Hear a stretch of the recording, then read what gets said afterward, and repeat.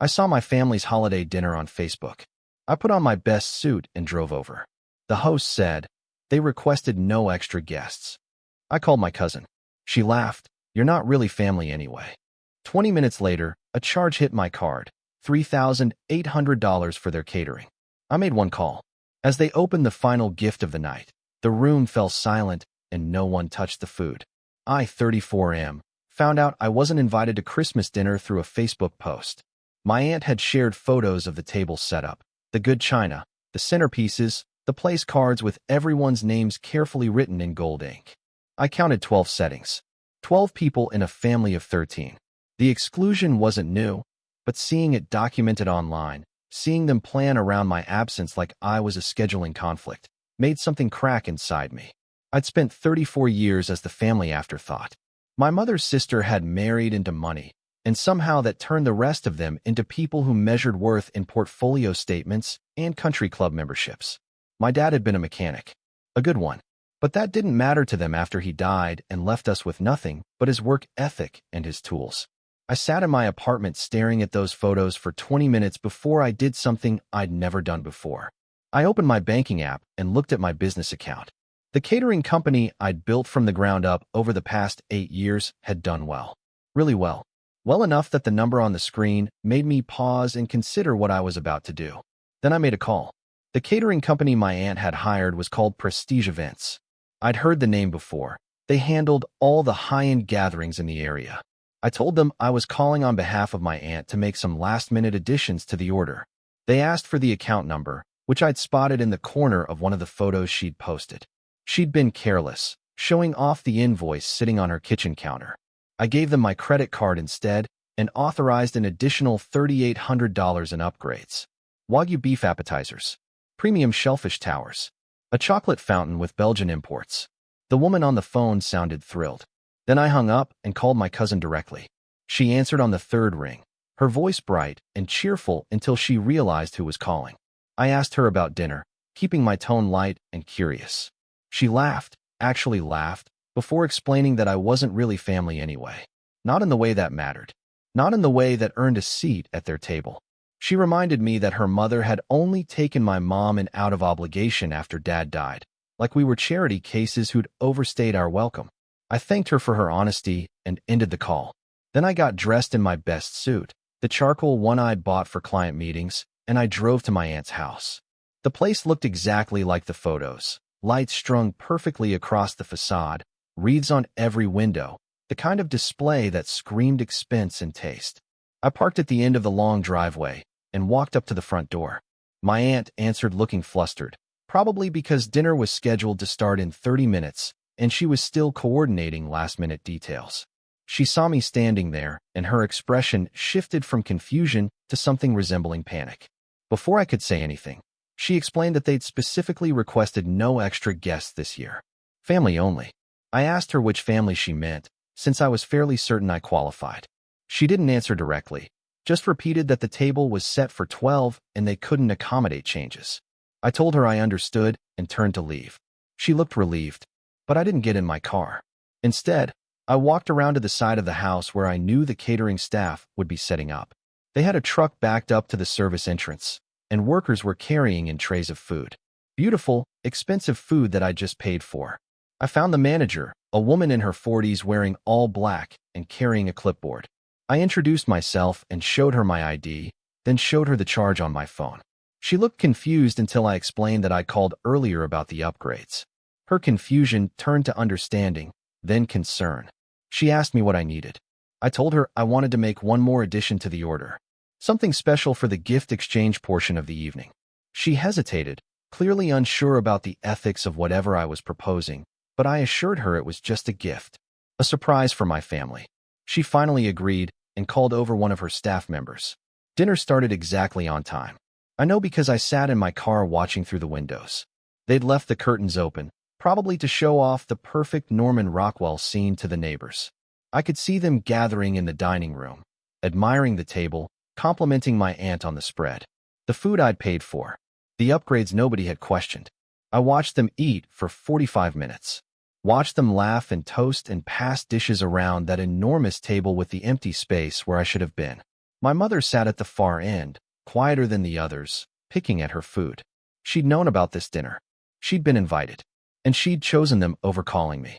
After dessert, they moved to the living room for gifts.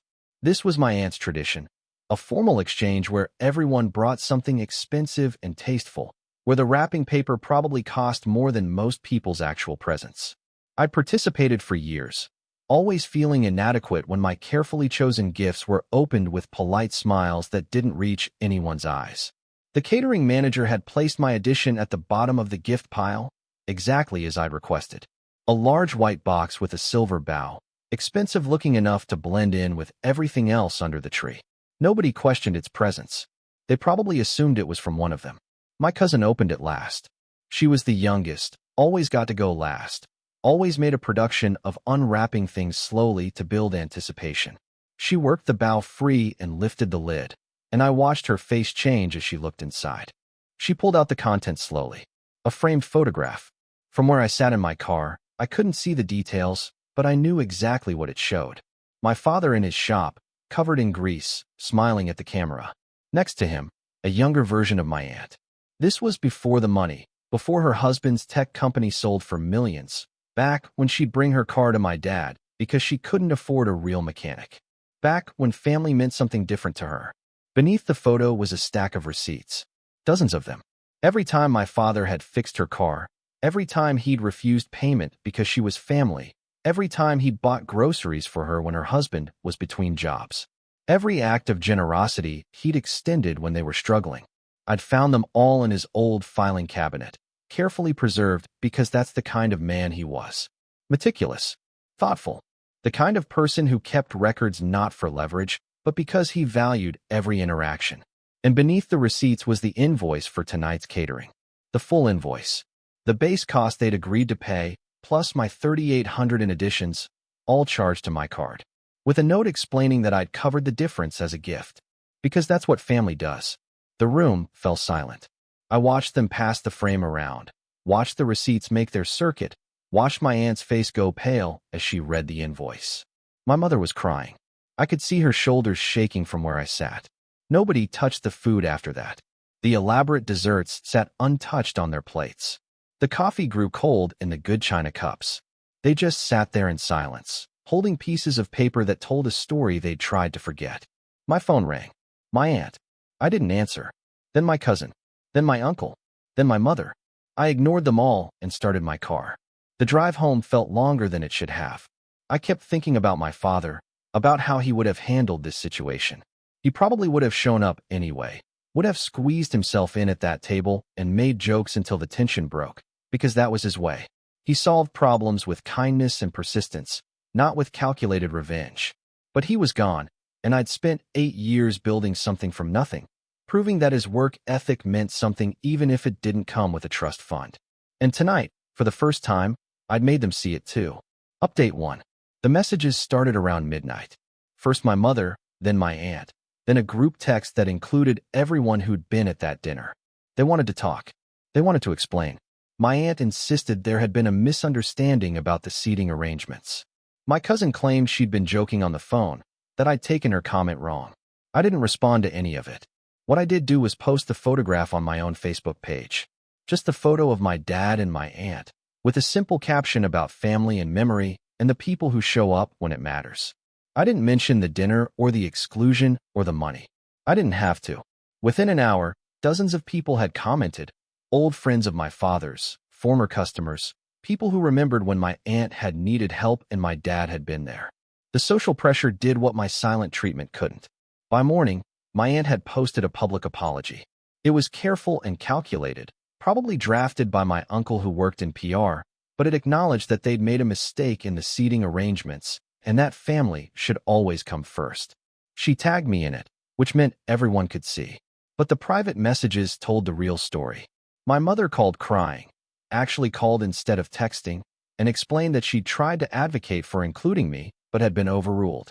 She'd gone along with it because she was afraid of losing her place with them, afraid of being cut off from the only family she had left besides me. She apologized for choosing wrong. My uncle sent a brief text admitting he'd suggested the reduced guest list to keep things intimate, which was code for excluding the people who reminded them of less affluent times. He didn't apologize directly, but he did mention that he'd like to grab coffee sometime and talk about my business. Apparently, my success was now worth acknowledging. My cousin sent a long message trying to explain her comment, claiming she'd been stressed about hosting duties and had lashed out inappropriately. She didn't sound sorry so much as she sounded worried about how this looked to the extended family and her social circle. But the message that surprised me came from my aunt 3 days after Christmas. She called and left a voicemail. Her voice was different than I'd ever heard it, smaller, older, uncertain. She said she'd spent the past few days looking through old photos and found dozens of pictures of my dad helping them move furniture, fixing their plumbing, showing up for birthday parties with gifts he'd made in his shop. She said she'd forgotten how much he'd been there, how present he'd been before her life got complicated with money and social obligations. She said she was sorry and that if I wanted to talk, she'd make time. Real time. Not the performative family gathering kind, but actual conversation. I still haven't called her back. Update 2. 3 weeks after Christmas, my mother showed up at my apartment unannounced. She brought containers of food, actual home-cooked food, not the catered stuff from that dinner. She asked if she could come in and talk, and I let her because she's still my mother, regardless of what happened. She sat at my kitchen table and told me the whole story, the parts one hadn't known. After my father died, she'd been in bad shape financially and emotionally.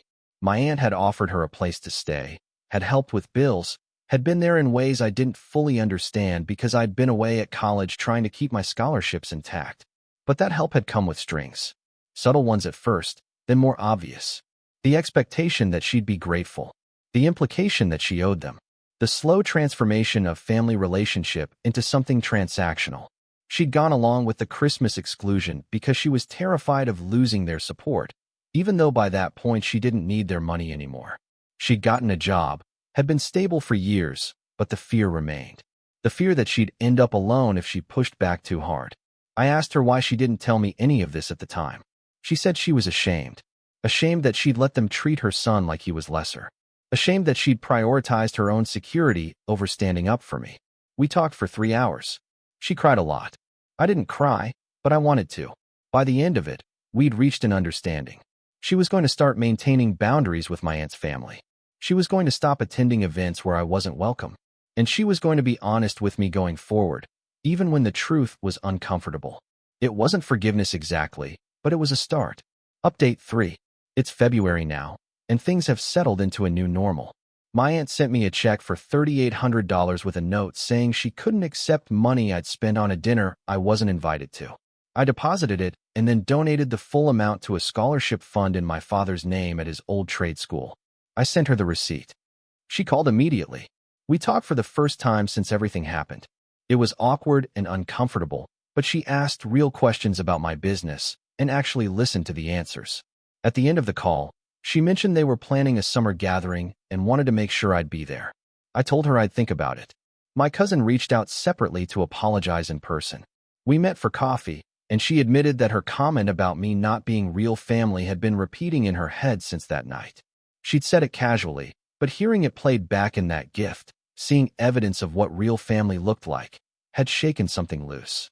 She asked about my father, wanted to hear stories about him that she'd been too young or too oblivious to remember. I told her a few. She cried into her latte. The rest of the family has been cautiously respectful. Birthday cards have started arriving on time. Texts checking in sporadically. Invitations to casual events with actual advance notice. It feels performative sometimes, but it also feels like they're trying, and maybe that's worth something. My business is thriving. That part of my life stayed solid through all of this. If anything, the situation reminded me why I built it in the first place, to prove that the values my father taught me, the work ethic and integrity he modeled, were worth more than the social climbing and status games that had consumed the rest of them. I still have the original photograph I framed for that gift. It sits on my desk now, my father's smile reminding me daily of who I come from and what matters. The receipts are filed away again, but I know where they are. Not as weapons, but as evidence that love and family are measured in actions, not announcements or place settings at expensive dinners. I don't know if I'll go to that summer gathering. Part of me wants to see if the changes are real or just temporary guilt. Part of me knows that some bridges, once burned, leave ashes that never quite wash away. But I do know this. I'm no longer the afterthought standing outside looking in. I'm the person who showed up, who called the shots, who reminded them all what family was supposed to mean. And whether they remember that lesson or forget it again, I'll remember. That has to be enough. Thank you for watching. If you enjoyed this story, please hit that subscribe button. Don't forget to give it a thumbs up and share it with friends or family who might enjoy it too. Your support means a lot to us.